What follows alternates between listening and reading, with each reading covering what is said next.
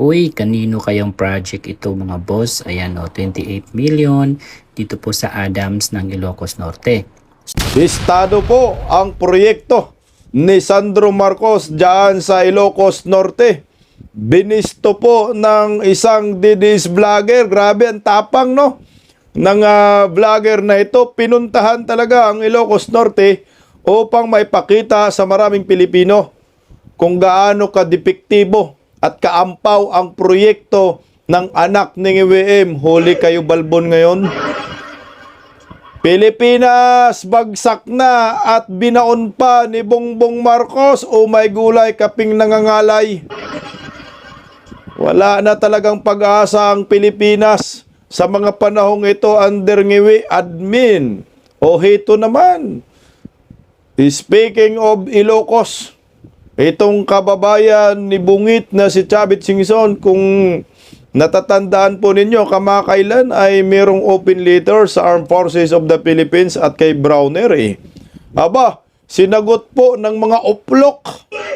Armed Forces of the Philippines, sinagot po ang open letter ni Manong Chavit. Putang ina, wala tayong aasahan talaga dito sa mga militar, mga hunyango talaga Magandang tanghali po sa ating lahat. Pa-like po muna, pa-share, pa-subscribe. Pakipindot po ang inyong notification bell upang lagi po tayong updated sa ating mga video. Aba, siyempre, suportahan po natin ang Birada Aguila tuwing alas 2 hanggang alas 4 ng hapon, Lunes hanggang Biyernes, sa Birada Aguila YouTube channel. At pakisubscribe din po ang pangalawang YouTube channel ko po. Reserve po yun. Bisdak Historiador. Istorya lang tayo dun muna ha. Kasi pag bumanat na naman tayo sa politika, baka magurgor. Yun na lang po yung isang channel ko na inaalagaan. Okay. Pag-usapan po muna natin itong sagot ng Armed Forces of the Philippines sa open letter po ni Manong Chavit Singson. Aba talagang halatang halata ang mga galawan ng mga militar ngayon. Kawawa naman po yung mga matitinong militar, yung mga junior officers. Sumusunod lang po sa pinakamataas nila yan Kaya hindi rin natin sila masisisi. Ang dapat sisihin dito itong si Browner Walang pakialam po sa isyo ng korupsyon na naranasan ngayon ng maraming Pilipino. Akala mo naman na sila ay wala silang kamag-anak. Wala po silang pamilyang nagdurusa ngayon sa panahon ng gobyernong nakangiwi ang pangana. Baon na nga tayo, bagsak pa. Oh my gulay. Ito, pakinggan po natin ang sagot ng mga uplok. Pasintabi sa mga magagaling na mga militar. Siyempre, meron yan. Ito, pakinggan natin. Sinagot ng Armed Forces of the Philippines o AFP ang ginawang open letter ni former Ilocos Sur Governor Chavit Singson kaugnay sa nangyayaring krisis ngayon sa bansa. Kung ano ito, alamin sa balita ni Almar Frusuelo. Nakatalsik si President Marcos for... Nito lang nakaraan naglabas ng kanyang pagkadismaya sa kasalukuyang administrasyon si former Ilocos Sur Governor Chavit Singson sa gitna ito ng talamak na korupsyon sa gobyerno at tila pagkakampi-kampi ng mga politiko upang pagtakpan ang mga totoong mastermind sa pagnanakaw ng pera ng taong bayan. Dahil dito may open letter ang dating gobernador kay Armed Forces of the Philippines o AFP Chief of Staff General Romeo Browner Jr. Ayon kay Singson, kitang-kita na ng ordinaryong mamamayan ang malawakang katiwalian sa bansa.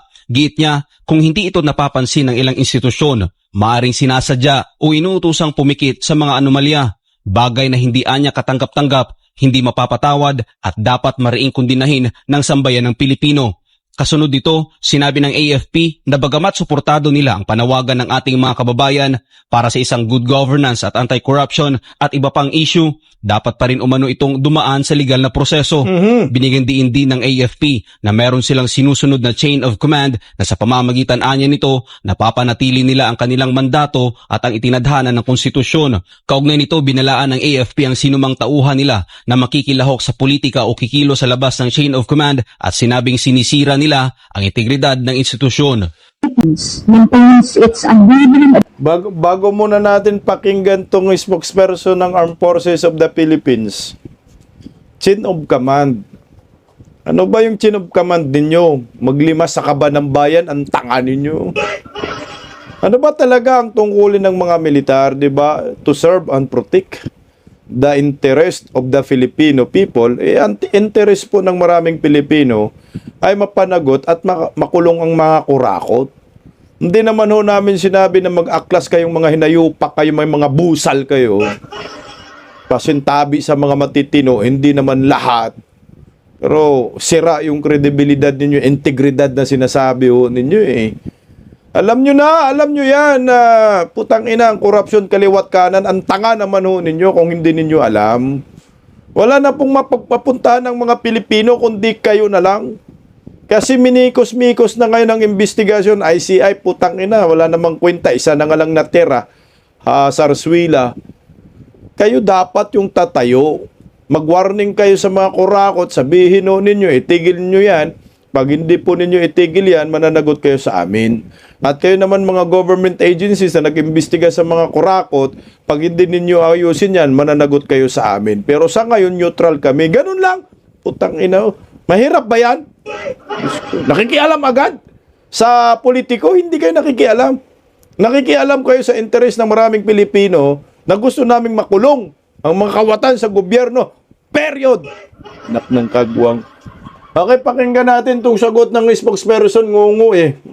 adherence to the 1987 Constitution, specifically Article 2, Section 3, which explicitly declares civilian authority is at all times supreme over the military. The Armed Forces of the Philippines operates strictly within the chain of command that is anchored on this supremacy.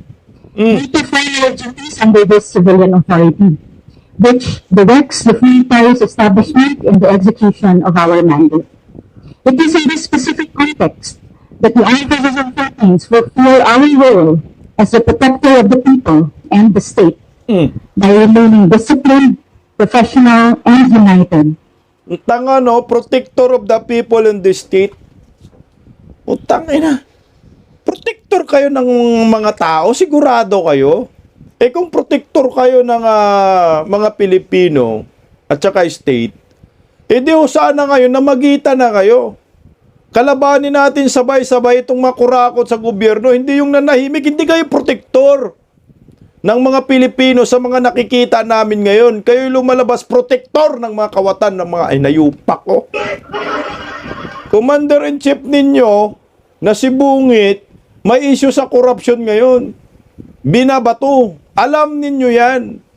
Kung protector kayo ng mga Pilipino, eh di dapat protektahan nyo kami. Ano bang interest namin?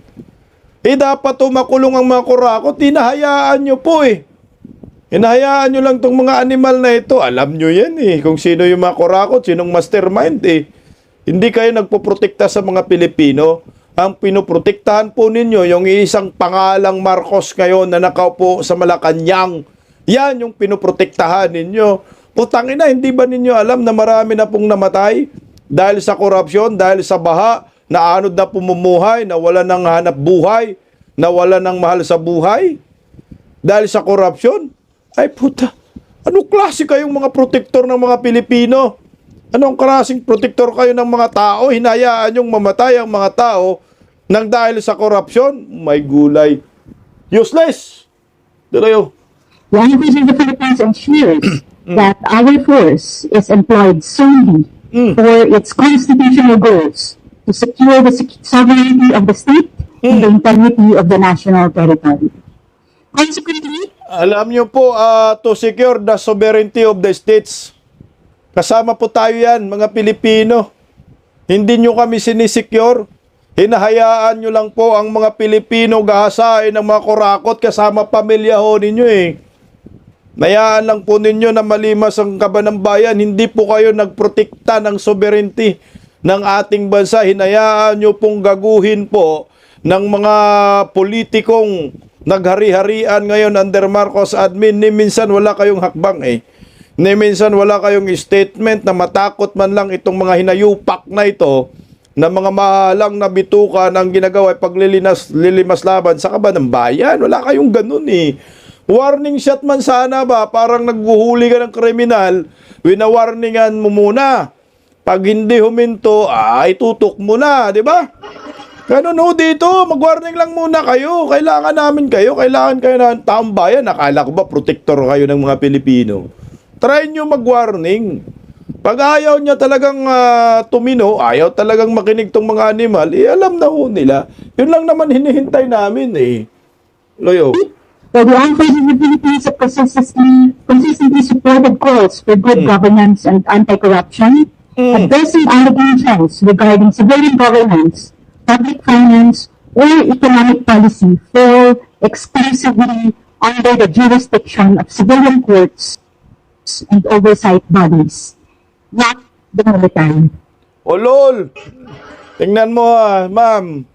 Sabi nyo, sumusuporta kayo sa good governance. So itong pagdating daw sa corruption, ito ay tungkulin ng civilian court, so Supreme Court, no? Hindi daw military. So hindi po kayo nagpaprotekta sa mga tao kung ganun. Tingnan mo naman kung ano nangyayari sa investigasyon. Meron bang naparusahan? May nakulong ba? May mga malalaking isda ba na himas-rihas ngayon? Wala ho eh. Nasaan lang ho yung investigasyon ng ICI? Wala, di ba? Dapat na magitan na kayo. Dapat pumasok na po kayo. Pinagbigyan na po ninyo eh. Wala nga kasi kayong warning eh. Dahil uto-uto kayo, sunod-sunuran kayo kay bangag. Sinasabi ninyo, protector kayo ng mga Pilipino. Ang linaw-linaw ha, galing sa mga bunganga ho ninyo. Paano po ninyo pinoprotektahan ang mga Pilipino at soberanya ng ating bansa? Wala pa kayong ginawa. Mas mainit kayo sa China eh. Nandito nga sa bakod natin, sa sariling bansa natin, nasa loob, nasa palasyo, yung mga kurakot, hindi nyo masupil-supil eh. Tinotolerate ho ninyo eh. Hinahayaan lang po ninyo sa kanilang mga ginagawa. Putang na. Anong klaseng liderato ngayon meron ang Armed Forces of the Philippines? Maliwanag ang protector pero hinahayaan mo yung mga animal na yan na gahasain ng taong bayan. Gahayaan mo ng mga tao gumagapa ngayon. Putang na, baon na tayo, day. Wala na, day. This must be addressed through established legal processes. Within our own ranks, the Armed Forces of the Philippines maintains zero tolerance for misconduct. We do not share offenders.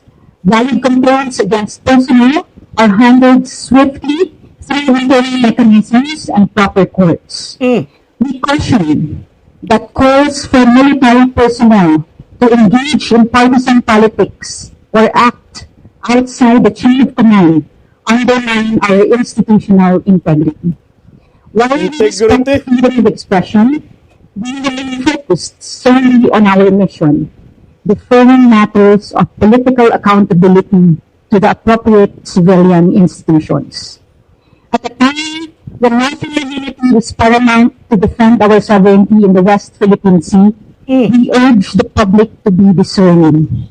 We must be vigilant against narratives that masquerade as patriotism, but in reality align with the advanced interests of foreign entities seeking to encroach upon our territory. Ang panawagan po sa Sandatahang Lakas ng Pilipinas ay malinaw ang sagot. Sundin natin ang saligang batas. Sundin ang saligang batas o sundin si Bangag? Buang ngayon. Alam nyo po, nalalabuan kami sa inyo. Sa totoo lang. Ako nalalabuan ako sa Armed Forces of the Philippines. Hindi ko na rin gets din ang kanilang tungkulin. Yung sinasabi nila integrity.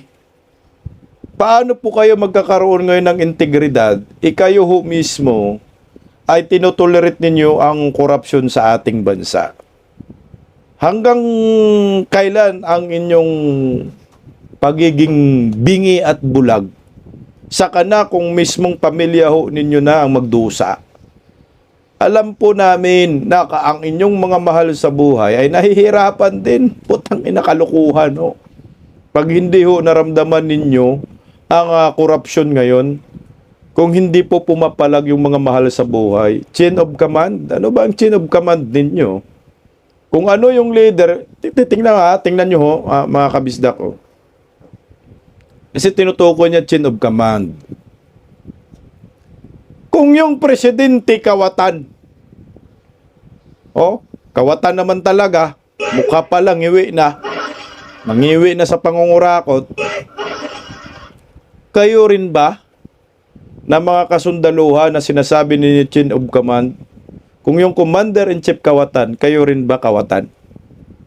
Kung ang commander-in-chief naglilimas sa kaban ng bayan, kayo rin ba ay naglilimas sa kaban ng bayan? Ay puta kung ganun, kaya pala may mga issue din po kayo sa korupsyon. May mga issue rin po kayo, mga proyektong mga bugos, mga ghost. Kung ganun. Hindi ganun eh. Nang pagtingin namin sa inyo eh. Ang pagtingin namin, kayo ay protektor ng mga Pilipino, ng mga tao. Hindi ho ninyo pinoprotektahan laban sa mga kurakot eh. Hinahayaan lang ho ninyo. Mga hinayupak kayo. Bagsak na ang Pilipinas ngayon eh. Bilib pa nga ako dito kay General Romeo Poques. Si General Romeo Poques ang totoong sundalo kahit retirado na. Dahil lumaban siya sa mga kurakot. Putang ina, pinusasan pa nga eh. Nakinig kayo. Browner, dapat si General Romeo Poques naging AP Chief of Staff. Ito, tingnan mo. Sana po tinamaan kayo dito kay General Browner. Pakinggan po muna natin. My fellow Cavaliers, brothers and sisters in the long gray line, hear this. Not with your rank, but with your conscience.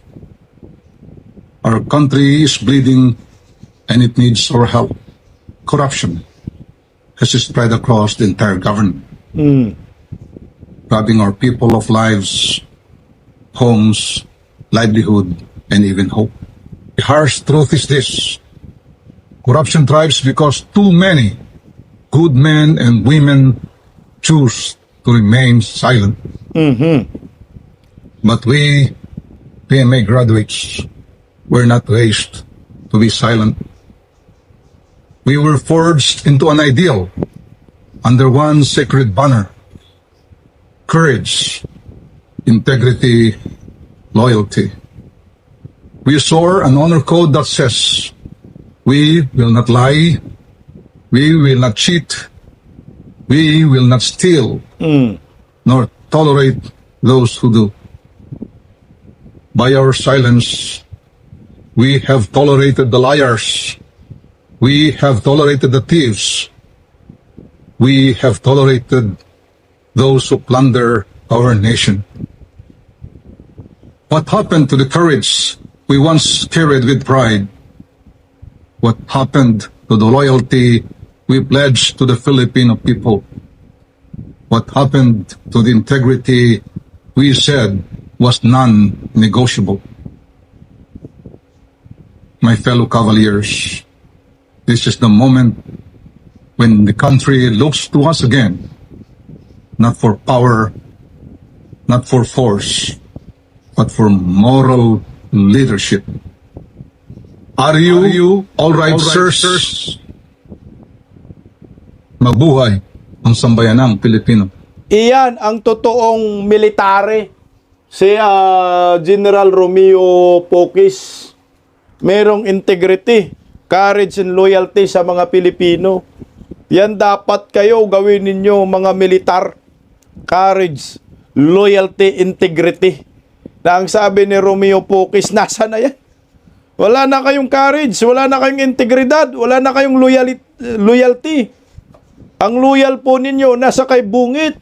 Ang loyal po ninyo nasa mga hinayupak na mga kawatan sa gobyerno. Hindi naman nilagay dyan sa konstitusyon na ikaw naging military ka para protektahan mo ang presidenteng magnanakaw, ang tanga nyo. Walang ganun. Ikaw naging presidente, ikaw naging military ka, meron kang courage sa Pilipino, integridad, loyalty sa Pilipino. Yan ang tungkulin mo. To serve and to protect the interest of the Filipino people. Hindi yung interest ni Bangag, los-los nyo Gagaya ngayon, tatahimik-tahimik lang kayo. Hayaan nyo lang ba na ang Pilipinas ay patuloy na bumabagsak? patuloy na bumabaon. Bagsak ang ekonomiya, mahal ang mga bilihin, baon pa sa utang. Alam niyo po ba, kagahapon naitala ang pinakamababang piso, pinaka-weak na piso, palitan kontra dolyar. May gulay. Nire-research ko po Kailan ba nag-umpisa ang Philippine currency? Anak ng kamote, no? Diyos ko. Umaabot na po, teka lang sabi ang Philippine piso ay may mahabang kasaysayan na umaabot ng mahigit 170 years. Kung ibabase sa pagtatag ng Casa de Moneda de Manila noong 1861, umahigit 120 taon mula ng opisyal itong itatag sa ilalim ng pamumuno ng Amerika noong 1903. Isipin mo yan? Mga 170 years. Simula po meron tayong tinatawag na piso, Philippine currency. Yung Philippine currency, 170 years na. Na ngayon ang nakaranas ang pinakamababang palitan ng piso kontra dolyar sa kasaysayan ng ating bansa. Come on, mga military. Baka hindi po ninyo alam. Under Bangag Admin, anak ng kagwang, pakinggan natin, Wait. Sa palayan ito, pakinggan natin. Sa mga militar, makinig kayo. Lalo pang sumadsad sa panibagong all-time low ang halaga ng piso kontra dolyar ngayong araw. Nagsara ang palitan ng piso at dolyar sa 59.355 pesos kada dolyar, ang pinakamahinang level ng piso sa kasaysayan. Mas mababa po yan sa pinakamababang palitan sa kasaysayan na naitala noong December 9, 2025 na 59 pesos at 22 centavos. Hinihingan namin ng pahayag ang Bangko Sentral ng Pilipinas kaugnay nito. Tingnan mo, bagsak ng ekonomiya. Come on! Armed Forces of the Philippines, hayaan lang natin to. Hayaan daw natin yung civilian court. Tatahimik lang sila, mga hinayupa kayo. Wala na kayong integridad, courage and loyalty, wala ho. Wala kayong loyalty sa mga Pilipino. Tingnan mo 59.355. Pinakamahinang piso sa kasaysayan ng ating bansa. Simula nagkaroon tayo ng Philippine currency na piso. Naitala under Marcos Admin Jr. Bangag Ngiwi. Ayan So okay lang kayo dito. Isipin mo bagsak ang ekonomiya. Pero tatahimik lang kayo. Tanong ko po sa inyo, mga militar, Browner, payag lang ba kayo na patuloy na bumabagsak at dumadaos-os ang ekonomiya ng ating bansa? Sagot! Kasi kung payag kayo, wala na po kayong courage at integridad at loyalty. Loyalidad sa mga Pilipino. Ninahayaan lang po ninyong lulubog tayo sa Konomonoy, sama-sama tayong bumabaon dito lahat. Buti kayo kasi may mga malita-malita kayong pera. Paano na yung mga ordinaryong Pilipino, yung mga kamag-anak ninyo, nahihirapan din po dito. Bukod sa bumabagsak ang piso, ito na mga bubonistang tanganista. Palitan daw ng piso kontra dolyar. Pag si Bungit maging presidente, 1 dolyar equals 1 piso. Los-los nyo. After 170 years, ng kamote, nubong nangyayari sa bansang ito. Puro na lang kabangagan ang nangyayari. Tingnan mo bagsak na ekonomiya, binabaon pa tayo sa utang. Diyos ko, magugulat kayo, makinig kayo, Armed Forces of the Philippines. Narito po, baka hindi ninyo alam, bagsak na, baon pa. Ito, binaon pa tayo ni Bangag. Umakyat sa 17.65 trillion pesos ang utang ng Pilipinas noong katapusan ng November 2025. Isa yang sa panibagong record high. Ay sa Bureau of the Treasury, mas mataas ito ng 0.49% kumpara noong Oktubre. Parte nito ang pagtaas ng domestic debt ng gobyerno sa 12.12 trillion pesos. Habang umakyat naman sa 5.53 trillion pesos ang external debt o inutang sa labas ng bansa. Sa kabila nito, tiniyak ng Bureau of the Treasury na disiplinado ang pag-utang ng gobyerno na gagamitin nila sa mga programang makatutulong sa paglago ng ekonomiya ng bansa. Los-los! Anong makakatulong? Anong disiplinadong pag-utang? Utangin ang utang ng... Nagigil kayo mga inayupak kayo. Isipin mo yung utang na yan, mag-18 trillion na. Boom! 11 trillion lang yung utang ng Pilipinas bago ka umupo. Dinagdagan mo na ng agad 7 trillion. Kalahating termino ka pa. Wala kang build, walang pandemya. Puro ka utang. So ano pong mapala ng maraming Pilipino sa administrasyong ito? Eh di mabaon talaga ho tayo sa utang. Bukod sa mabaon sa utang, bagsak ang ekonomiya. O come on, okay lang daw ito, sabi ng Armed Forces of the Philippines. Hindi daw sila makikialam dahil hindi sila Pilipino, mga hungang. Hindi yata sila nakatira sa Pilipinas at wala yata silang kamag-anak dito sa Pilipinas. Kaya okay lang, babaon ang Pilipinas sa utang at bagsak ang ekonomiya. Oh, sige, next 3 years nito. Umutang ng 7 trillion na si Bangag sa kanyang termino, dadagdagan uli ng 7 trillion yan. Ay putsa, magiging magkano na utang ng Pilipinas pag nagkataon? Hindi magiging 25 trillion matapos ang termino ni Bangag. Kawawa ang susunod na presidente dito. Kaluoy ni Inday. Kaya pa ba ng maraming Pilipino? Oh my gulay. Ganun ho katindi ngayon. Ang ekonomiya ng ating bansa, wala pang trabaho, bagsak ekonomiya, baon pa tayo sa utang. Bakit nagkagyan ito? Because of corruption na hindi po kinukontra ng mga militar na napakatahimik ng Armed Forces of the Philippines. Mantakin mo, magkano na ba ang kilo ng ngayon, ng sili? Baka hindi ninyo alam. Tingnan mo ha. Ang kilo po ngayon ng siling labuyo ay 1,000 na ang kilo, anak ng kagwang. Siling labuyo umaabot na po sa 1,000 pesos kada kilo. Oh my gulay, galing talaga ng bubunisang tanganistang talyanista. Ganito katindi ngayon. Pagpasok lang ng unang taon, puro delubyo na, no? Yun yung palitan ng peso kontra dolyar, mag-senior citizen na. Oh. Ito yung palatandaan ng ekonomiya ng ating bansa, patuloy na bumabagsak, patuloy po tayong nababaon sa utang. Puro ka utang, wala ka namang proyekto. Anong responsibilidad na responsible na pangungutang? Wala, irresponsible na pangungutang. Dahil utang kayo ng utang, mangungutang pa talaga yan. Dadagdagan pa yan ng 2 trilyon dahil po sa budget ngayon na almost 7 trilyon. Mag-deficit po tayo ng almost 2 trilyon. So uutangin ang mga hinayupak. Utang na, 2 trilyon na naman ngayong taon. Uutangin. So, 20 trilyon. So, ngayong taon, expected na magiging 20 trilyon ang utang ng Pilipinas. O, bagsak na talaga. Come on, mga militar, okay pa rin to sa inyo, no? Sabi nga sa balita, sa sobrang mahal ng siling laboyo, magsiling demonyo na lang daw kayo. Kasi daw, mas tinatangkilit na di umano ngayon, yung siling marka demonyo na nagkakalaga ng 250 pesos kada kilo. Mantakin mo, ha? Siling marka demonyo di naman yung ginagamit Tinatapon nga lang ho yan Inaano na rin, tinatsaga na rin ng mga tao. Kasi nga yung siling labuyo, 1,000 ang kilo. Ito nga, 250 pesos ang kilo, my God. Siling marka demonyo na ho yan Di naman yan, hindi naman yan ginagamit sa kusina. Bibihira lang, I think sa probinsya may nagsisiliban ng ganyan. Pero ngayon, pinapatos na rin sa Maynila. Bakit nagkaganito ho tayo?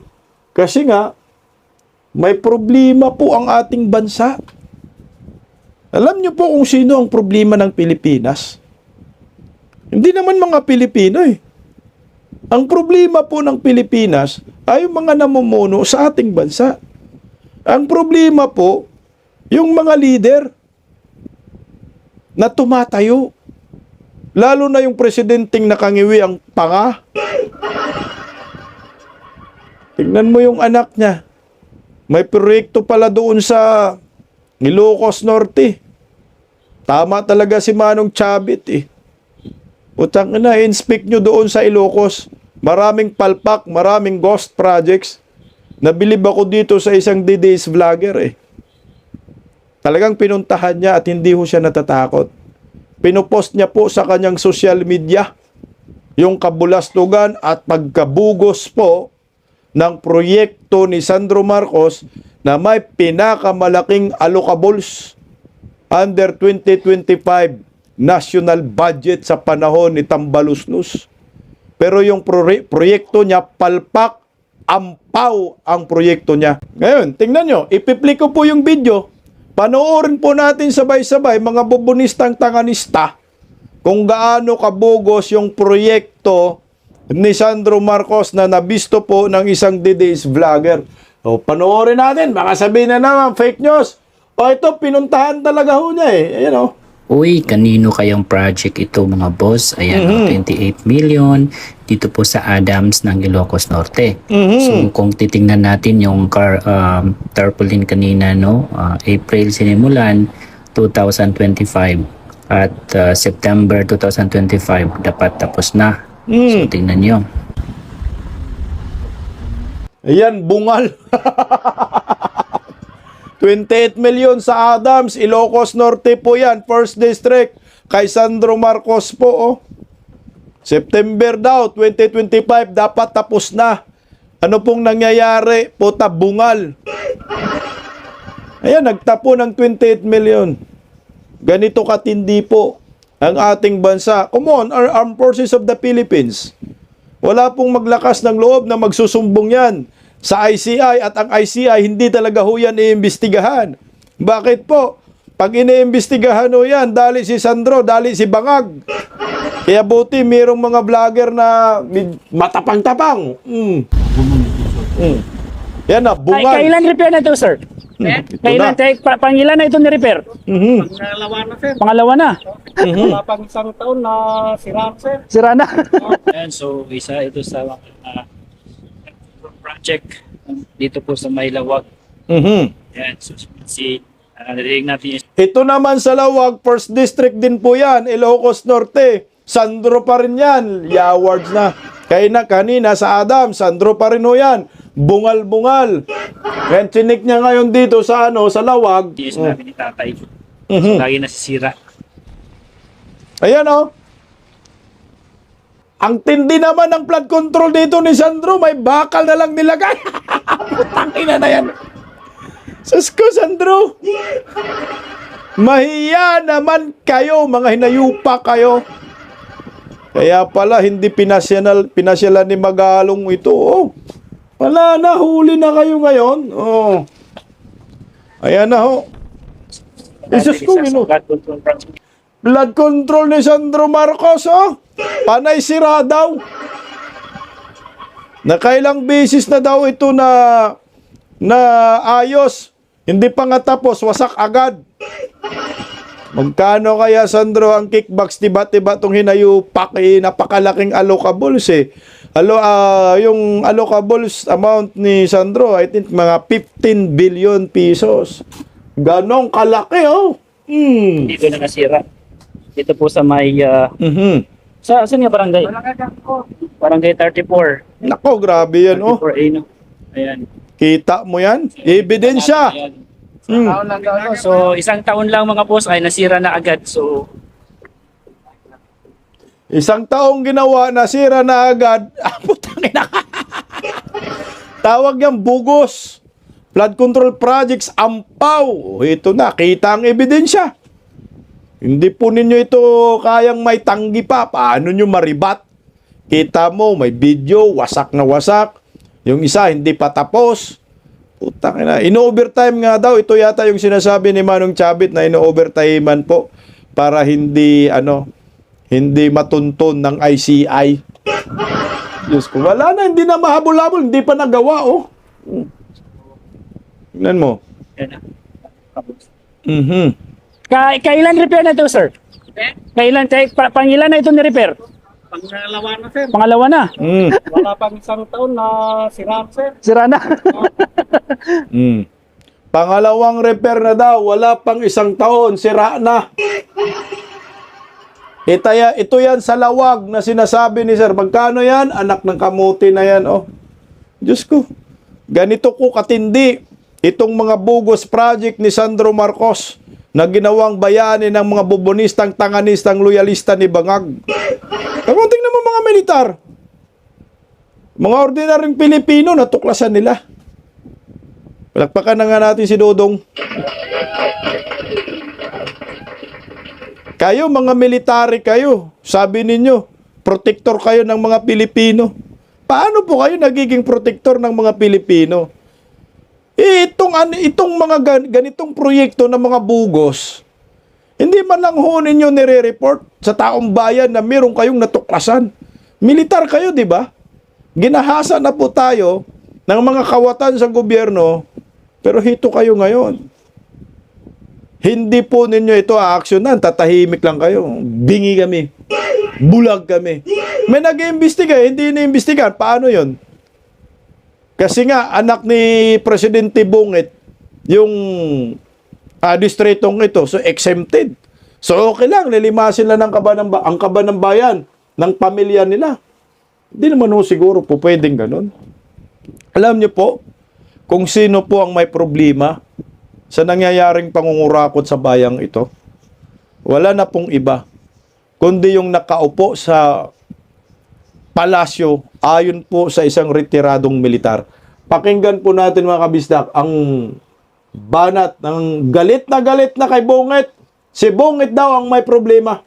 Iginiit ng United Filipino Initiatives o UPI na ang umano'y mahinang pamumuno ni Pangulong Ferdinand Marcos Jr. ay isa sa mga pangunahing dahilan ng lumalalang pagkakawatak-watak ng mga Pilipino Eksakto. at patuloy na krisis sa bansa. Narito ang balita ni Paul Montibon. Because of Marcos, na-divide ang Pilipino. Nahati tayo. Tayo mismo Pilipino, nag-away-away. Bakit nangyari ito? Alam niyo bakit nangyari ito? Dahil nga, yung sinasabi natin ng Pangulo natin, mahinang Pangulo, mahinang Presidente. Yun ang katotohanan. Sa isang panayam, sinabi mismo ni United People's Initiative Convener, Colonel Segundo Mitran, na hindi lamang malawakang isyu ng korupsyon at umano'y mga anomalya sa flood control projects ang dahilan ng pagbagsak ng tiwala ng publiko sa pamahalaan, kundi ang kakulangan umano ng matibay na paninindigan at malinaw na direksyon ng kasalukuyang administrasyon. Anya, ang pagiging mahina ng Pangulo sa pamumuno ay nagbubunga ng kaguluhan at kawalan ng pagkakaisa sa hanay ng mamayan. Sa katunayan, anya, halos kalahating taon na sa termino ang Pangulo sa panunungkulan nito, ngunit bigo itong makagawa ng mga konkretong proyekto. Hindi lang flood control ang problema ng bansa. Ang problema natin, ang ating Pangulong Ferdinand Bongbong Marcos Jr. na kinampanya ko noong before election, 6 million more or less ang itinulong ko, pero naramdaman ko after 1 year, mukhang actually hindi ko tinatanggap yung salitang budol, ano? Nagagalit ako sa mga kasama ko, budol. Pero after 1 year, parang na-realize ko, parang totoo. So ngayon, after 3 years na, ay talagang budol nga. Dagdag pa ni Mitran, labis ang kanilang pagkadismaya dahil sa halip na papanagutin at ikulong ang mga opisyal na inaakusahang sangkot sa katiwalian, ang napupuntirya umano ay ang mga individual at grupong hayagang nagpapahayag ng saloobin at kritisismo laban sa gobyerno. Nag-ugat ang mga pahayag ni Mitran sa pansamantalang pagkakaaresto kay dating Air Force General Romeo Pocis Jr. Kasunod ang mga pahayag nito laban sa Marcos Jr. administration dahil sa maluwakang katiwalian sa bansa. Ang unang problema, ang ating Pangulo ngayon o ating administration sa ating bansa ngayon ay hindi sila marunong sumunod sa batas. Kaya sila ang problema natin. Correct. Hindi problema kami. Kasi kami ay karapatan lang natin na ipaglaban ang ating karapatan at ipaglaban ang karapatan ng bawat Pilipino. Kaya kami lumalabas sa lansangan. Samantala, ayon naman sa pananaw ng ilang Pilipino, may mas mataas pang mga opisyal ng pamahalaan na mas may kaalaman at pananagutan sa patuloy na kaguluhan at korupsyon sa bansa. At hindi lamang dapat ituon ang sisi sa isang tao, Patuloy naman ang panawagan ng iba't ibang sektor para sa mas malinaw, matatag at makatarungang pamumuno sa bansa. Nauna nang nakakuha ng -3 trust rating si Putang ina na Pangulong yan. Marcos Jr. na kauna-unahang leader sa bansa na nakakuha ng ganitong kababang grado ng tiwala mula sa publiko. Nako. Bagamat dumipensa rito ang Malacanang at sinabing hindi apektado ang Pangulo at tuloy lamang ito sa kanyang pagsisilbi sa bayan. Para sa Diyos at sa Pilipinas kung mahal, nag-uulat Tingnan mo dito tayo. Putsang, iyan pinakaunang pangulong nagnegatibo sa survey. Trust rating survey, anak ng kagawang. 3 survey firm yan puro negative. SW survey, -3. Pulse Asia, -15. Publicos, -27. O ano ho tayo? Ito po, Armed Forces of the Philippines, ang problema natin. Nasa Palacio de Polvoron. Yan ang totoong sinabi ni Mitran. Yan naman talaga ang problema. Mantakin mo yung ikinulong, yung galit sa korupsyon, galit sa kurakot. Putang ina, saan ba kayo humuhugot? Ng kapal ng mukha. Tingnan mo merong isang general na nag-post, retired general. O ito sabi ni General Fillmore, sabi niya, bakit hindi hinuhuli at kinakasuhan itong mga sumisigaw na sumali sa digmaang bayan? Bakit ang isang sundalo na nagsilbi ng mahabang panahon para ipagtanggol ang bayan laban sa mga sumisigaw na sumali sa digmaan ng bayan ang kinakasuhan? Isa lang ang ibig sabihin nito. Supilin ang mga kritiko, ginawang sampol si General Pokis. O di ba nakakahiya? Nasaan yung integridad ninyo? Mga Armed Forces of the Philippines, Browner. Nasaan yung loyalty ninyo, courage sa mga Pilipino? Utang ina Hindi nyo nahuli yan mga yan. Nakita ko yan, nasa EDSA top yan. December po yan, nagsiselebrate sila. Anniversary. Pero malaya sila nandyan. Di ba pinagdadampot? Watawat po ng mga NPA yung watawat nila. So ito yon, yung sinasabi ninyo, mga Armed Forces of the Philippines, pasintabi sa mga matitino nating mga kaibigang mga militar. Dapat magising na po kayo.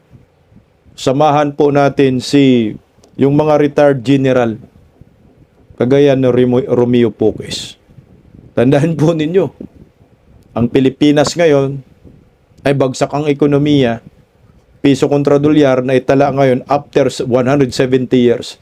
Simula nagkaroon ng Philippine currency, pinakamahinang piso. Diba, Sandro? At baon pa tayo sa utang. Patuloy ba kayong magiging bingi at bulag?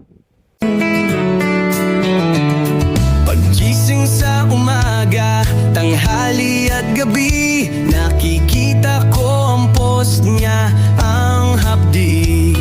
Paano nga ba to? Di ako makatanggi. Watch ko na lang at isipin ng mabuti. Tisdak Pilipinas. Tisdak, tinig ng katotohanan. Sa bawat vlog may laban sa kasinungalingan. Mulat ang mata, gising ang masa. Tisdak Pilipinas. Para sa bayan, gumigising sa diwa. Sa likod ng kamera, tapang ang dala, walang sinasanto kung mali ang gawa. Hinay-hinay, pero palaban.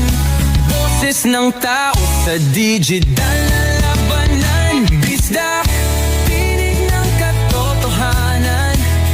Sa bawat vlog may laban sa kasinungalingan.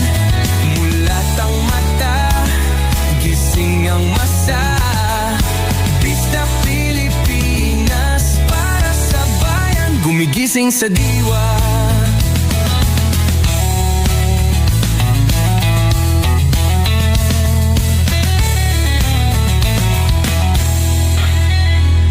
Hindi artista, hindi politiko, pero ang katotohanan, sigaw niya ay buo. Sa YouTube